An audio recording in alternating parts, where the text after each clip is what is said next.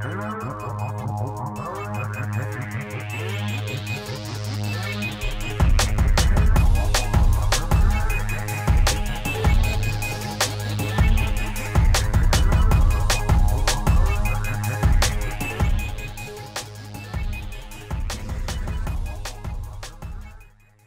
Le Vigan pour les non-alignés. Donc vous êtes essayiste et vous venez de nous faire une conférence sur la pensée de Michéa et sur plus précisément sur son dernier livre, Les mystères de la gauche. Donc on peut peut-être commencer par ça. Vous avez expliqué que le code source de la gauche, c'était la métaphysique du progrès et le finalisme historique. Est-ce que vous pouvez préciser un peu cette... Oui, tout à fait. La gauche croit, depuis Condorcet d'ailleurs, le tableau des progrès de l'esprit humain, à un sens de l'histoire. Hein, ça c'est le côté hegelien de la gauche en quelque sorte, et surtout un sens de l'histoire vers le progrès, vers une amélioration continue à la fois matérielle et morale de l'homme. Alors ça peut mener un irréalisme, une négation finalement des fondamentaux anthropologiques de l'homme. Ça peut être un des aspects, donc effectivement, de considérer que l'homme est une table rase. Donc c'est quelque chose qu'on peut trouver à la fois chez des révolutionnaires frénétiques, mais aussi chez des gens qui n'en sont pas comme la gauche actuelle, mais qui néanmoins considèrent d'une certaine façon qu'on peut tout faire de l'homme. Et ça peut aboutir aussi à la gestation par autrui, etc. Donc négation finalement de ce qu'il y a une nature humaine, un être homme, un être femme. Donc voilà, ça fait partie de l'utopie qui est dans les gènes en quelque sorte de la gauche. Cette idée du progrès avec un grand P, alors que moi je crois que pour autant la nature humaine n'a pas beaucoup changé depuis des millénaires. Il n'y a pas réellement de progrès de l'esprit humain, c'est-à-dire qu'il y a bien entendu plus de connaissances scientifiques, mais enfin, qui peut nous dire que l'homme du XXIe siècle est forcément supérieur moralement à Cicéron? J'en doute fort. Il a des éléments de connaissance beaucoup plus évolués sur la nature de la Terre, sur son côté sphérique, etc., sur la connaissance de la biologie. Mais est-ce que, pour autant, en termes de valeur humaine, il est supérieur à Cicéron ou à Socrate? Je ne vois pas ce qui nous permet de le dire. À partir de quelle époque va commencer à s'imposer ce clivage gauche-droite? Alors on le fait remonter à la Révolution française. Hein, voilà. Alors, à l'origine, hein, c'était la gauche était pour un veto temporaire du roi et la droite pour un veto définitif, veto suspensif, veto provisoire en quelque sorte, et d'un autre côté la droite le veto définitif. Voilà. Donc c'était leur place dans l'Assemblée en fait. Voilà, c'était la place dans l'Assemblée. Donc en un sens, en quelque sorte, si on voit les choses très sommairement, la droite était partisan d'un pouvoir exécutif fort et la gauche d'un pouvoir parlementaire fort. Ensuite, il y a eu toute une dérive, hein, mais enfin, c'est vrai qu'à la base, c'était un petit peu ça. Voilà, alors... Par exemple, les Jacobins, ils seraient de gauche ou de droite? Affaire très complexe, alors, puisque finalement, les Jacobins, à la base, en plus... enfin, on les oppose souvent aux Girondins, mais finalement les Jacobins, les Girondins viennent des Jacobins. Donc ensuite, ce sont les Montagnards qui sont opposés aux Girondins. Donc c'est un peu compliqué. Bon, très sommairement, par Jacobin, on veut dire souvent centralisateur. Donc on pense souvent plutôt la gauche. Et Girondin décentralisateur, donc on pense plutôt la droite décentralisatrice, pour qui est devenue ensuite la droite maurassienne. Mais à vrai dire, c'est quand même très difficile de parler de droite et de gauche. Enfin, à cette époque, c'est vraiment pas très clair. Les clivages sont pas très bien établis. Ce qui est certain, c'est qu'une bonne partie des Jacobins étaient fondamentalement, par exemple, pour la toute-puissance de la propriété. Donc, si vous voulez, en tout cas, je ne sais pas si c'était de gauche ou de droite, mais ils n'étaient pas du tout socialistes. Effectivement, après, il y a eu chez les Montagnards, avec par exemple Robespierre, l'idée, qui n'était pas socialiste, mais qui était quand même, entre guillemets, on pourrait dire justicialiste, que on ne pouvait pas, au nom de la propriété, tout faire, qu'il fallait mettre des bornes à la propriété. Ces bornes, c'était quand même que le pauvre ait de quoi manger. Donc, vous voyez, alors là, à partir de là, vous voyez, chez les montagnards, il y a quand même la question sociale qui apparaît. Chez les enragés, le père Duchesne, elle apparaît encore plus fortement. Et alors, avec Babeuf, elle apparaît là, beaucoup plus violemment. Babeuf, vous le savez, a mal fini pour une tentative de complot qui était d'ailleurs extrêmement mal ficelée. Et donc, effectivement, une bonne partie des débats en 89, 93, 94 ne portaient pas encore sur la question sociale. Mais on en voit l'amorce chez certains montagnards, Robespierre et Saint-Just notamment. Alors, donc quand même l'émergence de la gauche, ça, quand même, on peut le lier à l'émergence de la question sociale. Et pourtant, justement, Michéa, lui, sépare vraiment, enfin, tout son travail, c'est presque de séparer le socialisme de la gauche, en disant que pendant longtemps, les socialistes ne se considéraient pas de gauche, et que même Marx considérait, appelait gauchistes les ennemis du socialiste ou les réformistes, quoi. Oui, tout à fait. C'est-à-dire qu'une bonne partie les gens qui ont inventé le socialisme, en France, mais pas seulement en France, ne se définissaient pas comme de gauche. Ensuite, c'est vrai qu'il y a eu des gens comme Ledru-Rollin, qui étaient des radicaux socialistes. Ledru-Rollin, c'était pas encore le terme radical socialiste, c'était démocrate socialiste. Après, ça a donné en gros les radicaux socialistes.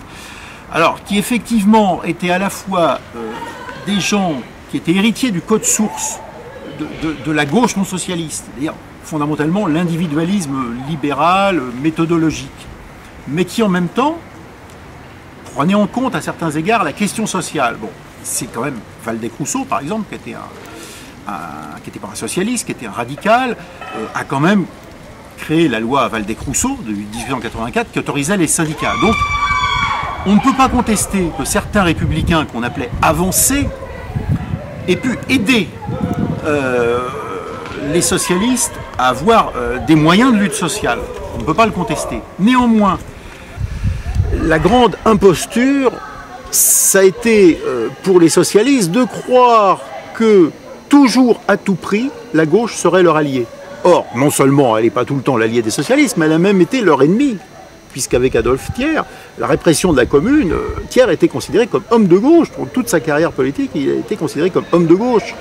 Y compris à sa mort, on a salué Thiers, enfin la presse, les journalistes, comme la mort d'un grand homme de gauche. Donc, si vous voulez, l'enfermement du socialisme dans une alliance non pas conjoncturelle, tactique avec la gauche, mais dans une alliance structurelle, a signé la mort du socialisme. Parce qu'à partir de là, les socialistes ont considéré que la gauche c'était toujours bien, y compris quand cette gauche, finalement, poursuivait le pire du libéralisme, et le pire de la modernité.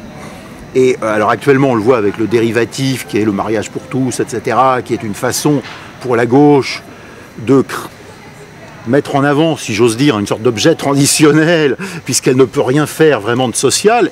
Elle met en avant un enjeu sociétal qui est complètement minoritaire. Vraiment. Ah oui. Alors voilà, est-ce que c'est juste, comme vous dites, un stratagème, ou bien aussi, est-ce qu'il y a quand même, justement, relié à ce code source dont vous parliez, quand même une idée qui est intrinsèque à leur vision du monde, alors la modification de l'homme. Les deux, alors puisque effectivement c'est un moyen pour la gauche de mettre un débat politique au centre du débat politique, quelque chose qui au fond n'intéresse pas l'immense majorité du peuple. Voilà, donc ça permet à chacun de se repositionner. La gauche dit, ah voyez, nous sommes de gauche, et la droite dit, ah bah voyez, nous sommes de droite, puisqu'on s'oppose à la gauche sur le mariage pour tous. Bon, en fait, évidemment, c'est pas très important, ça n'intéresse que quelques intellectuels de gauche, mais pas la masse du peuple, même celui qui vote à gauche, qui ne sont pas très concernés par cette question. Mais néanmoins, au-delà du côté tactique, il y a quand même effectivement le fait que la gauche a réellement intégré de plus en plus le libéralisme, c'est-à-dire qu'elle est devenue réellement adepte des droits de l'homme pour tous à l'extension indéfinie. C'est-à-dire que réellement, la gauche a réellement abandonné toute idée socialiste communautaire, puisque le socialisme a quand même très longtemps été fondamentalement communautaire, pour devenir de plus en plus individualiste. Et la gauche croit maintenant réellement, sincèrement, si je puis dire, qu'être de gauche, c'est pour l'extension indéfinie des droits. Donc, le sans-papiérisme, la régularisation de tous les immigrés sans critères, qu'ils travaillent ou qu'ils ne travaillent pas, quelle que soit leur origine, qu'ils soient d'origine francophone, ce qui devrait être considéré comme un plus, ou qu'ils soient pas du tout d'origine francophone, enfin, etc. Donc qu'ils soient éventuellement intégrables, ou que beaucoup de choses portent à croire qu'ils réussiront très difficilement à s'intégrer. C'est pas le problème de la gauche, puisqu'en plus elle ne croit pas que les origines aient de l'importance. Donc tout le monde peut devenir français. Et en plus, il y a quand même cette idée, le revers de l'idée que tout le monde peut devenir français. C'est quand même l'idée que être français, c'est être un homme mieux que les autres. C'est-à-dire que l'idée que être français, c'est le stade supérieur de l'humanité. C'est-à-dire que, si vous voulez, un Espagnol n'est qu'un Espagnol, un Allemand n'est qu'un Allemand, mais un Français, c'est le stade suprême de l'humanité, c'est autre chose, puisque la France est la patrie des droits de l'homme, alors que l'Espagne n'est que la patrie des Espagnols. Donc, si vous voulez, dans cette idée, dans cet universalisme qui est dans les gènes idéologiques de la gauche, il y a un formidable complexe de supériorité. C'est Jules Ferry. Si vous voulez, dire qu'un Portugais ou qu'un Malien peut devenir français, et qu'il doit devenir français même après quelques années de séjour en France, c'est implicitement considéré que, franchement, s'il reste portugais, c'est resté pas grand-chose, s'il reste malien, c'est resté pas grand-chose. Enfin, comment peut-il vouloir rester malien alors qu'on lui offre la chance de devenir français, ce qui est tellement mieux? C'est ça l'implicite. C'est l'idéologie qu'il y avait durant la colonisation. Voilà, de Jules Ferry, mais tout à fait. C'est toujours la même idéologie de Jules Ferry et de Léon Blum. Les races supérieures éduquant et élevant les races inférieures. Donc, il y a quand même un formidable complexe de supériorité. Hein, et pourtant, en même temps, la gauche défend le droit aux différences. Ou en tout cas, les différences, et agite constamment les différences face aux... Alors, elle les défend quand même pas tellement, finalement, actuellement. Regardez l'affaire quand même de cette crèche Babylou, où, si j'ai bien compris, je n'ai pas suivi en détail l'affaire, moi, si j'ai bien compris, il y a une dame qui travaillait dans cette crèche privée, par ailleurs, non pas avec un voile intégrable, non pas avec un niqab, mais avec un foulard sur la tête. Nos grands-mères avaient tout un foulard sur la tête, c'était à l'époque une forme de pudeur, etc. Bon, c'est quand même pas provoquant d'avoir un foulard sur la tête. Encore une fois, on ne parle pas du tout du voile intégral qui me paraît tout à fait choquant et pas admissible. De même que d'ailleurs d'entrer dans une pharmacie avec un casque de motard sans enlever son casque. La plupart du temps, le pharmacien dit « Monsieur, madame, enlevez votre casque ». Voilà.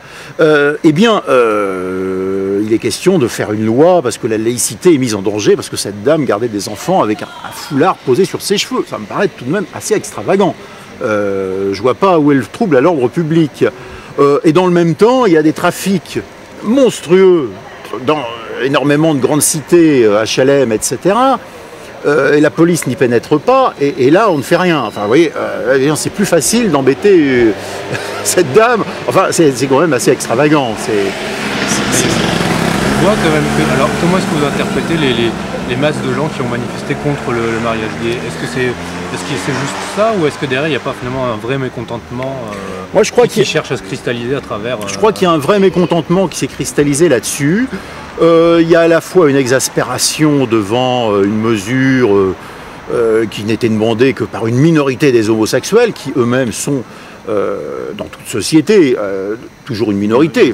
Toute société, il y a 5 ou 10% de gens qui ont des goûts homosexuels, c'est leur problème, ça gêne personne, ça pose aucun problème, de toute façon, dans la mesure où la nature humaine fait qu'il n'y aura jamais 50% des gens qui auront des goûts homosexuels. Donc ça n'empêchera jamais la reproduction de la société.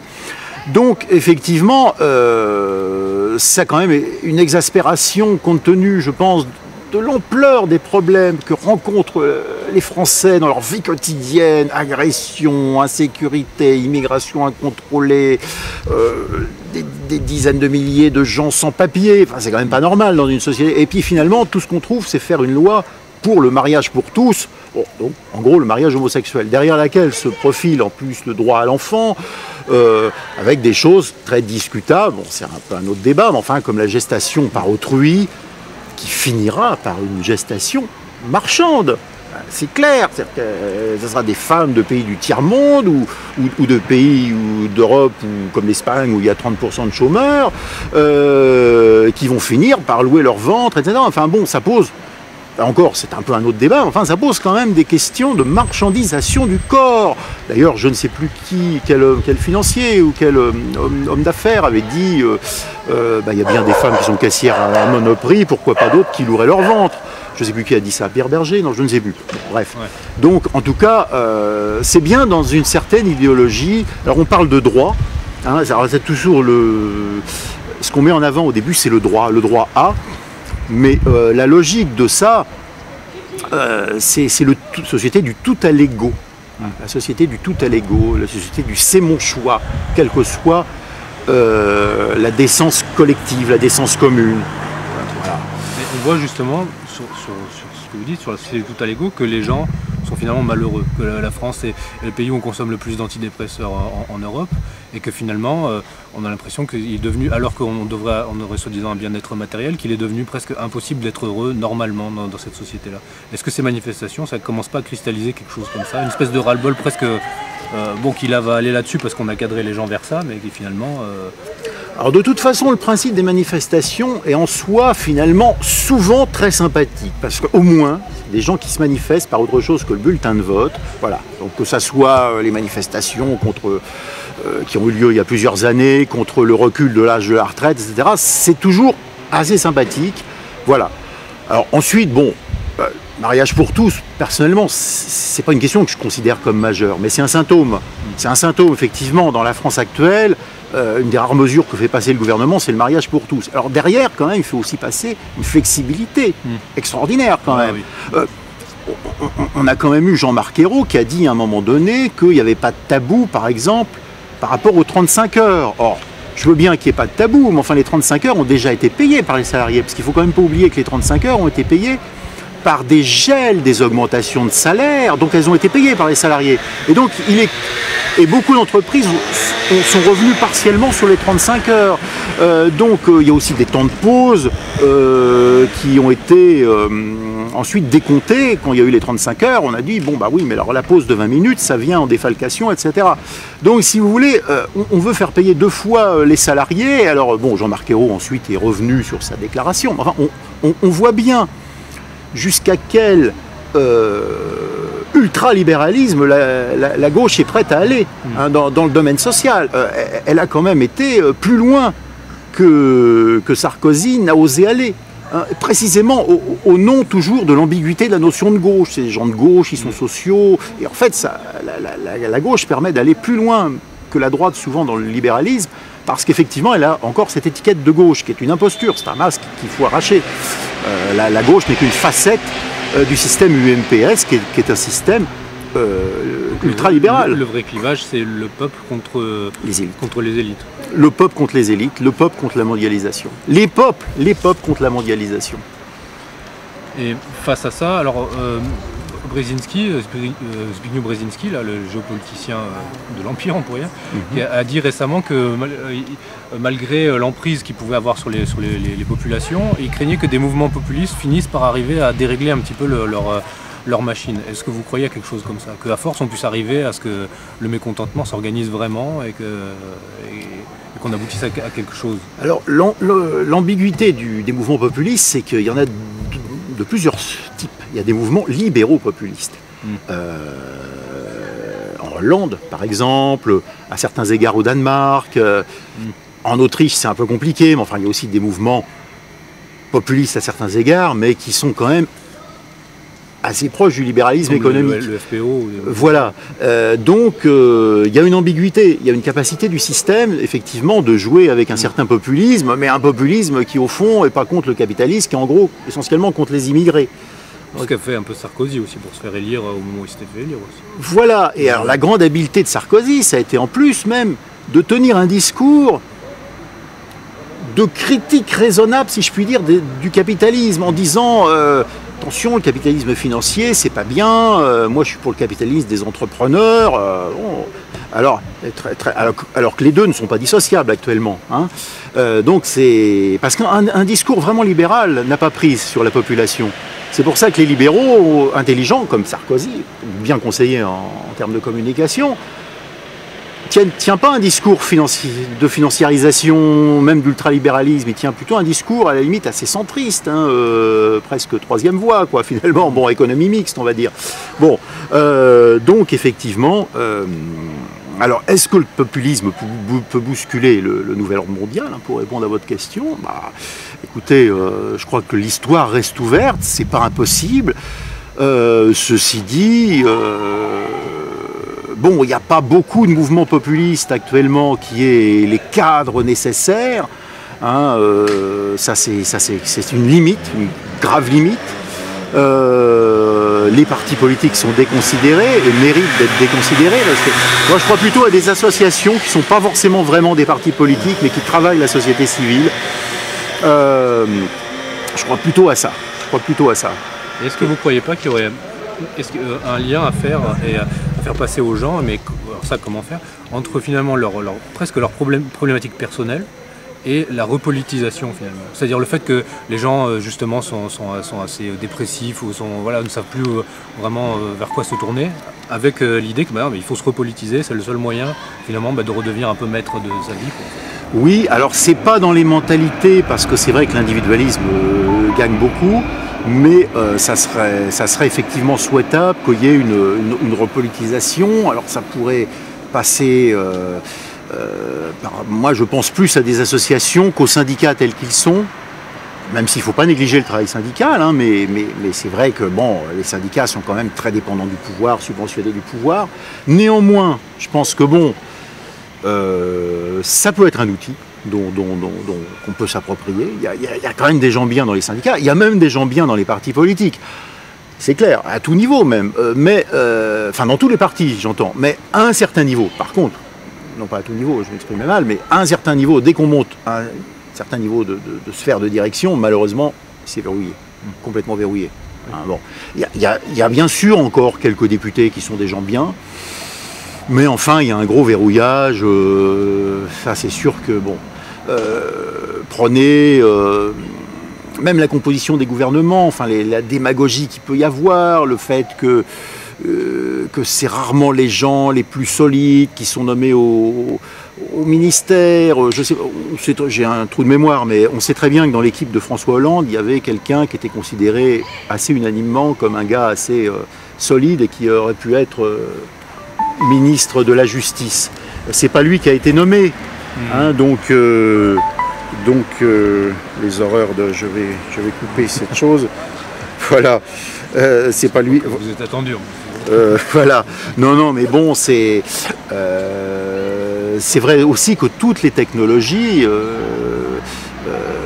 il y a des sites anarchistes ou libertaires comme Pièce et Madoff qui en parlent, visent aussi à individualiser le rapport des hommes avec l'univers technologique, en limitant les médiations par des amis, par des copains. Et donc il faut lutter contre ça par des communautés où on s'aide, etc. Enfin moi je crois beaucoup aux liens communautaires, quoi, aux coups de pouce, enfin des choses comme ça, quoi.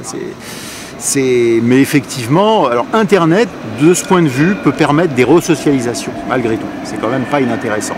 C'est un outil, quoi. Ça peut être un outil. Très bien, je pense qu'on peut finir là-dessus. Parfait, merci beaucoup. Et puis à la prochaine fois. À la prochaine fois.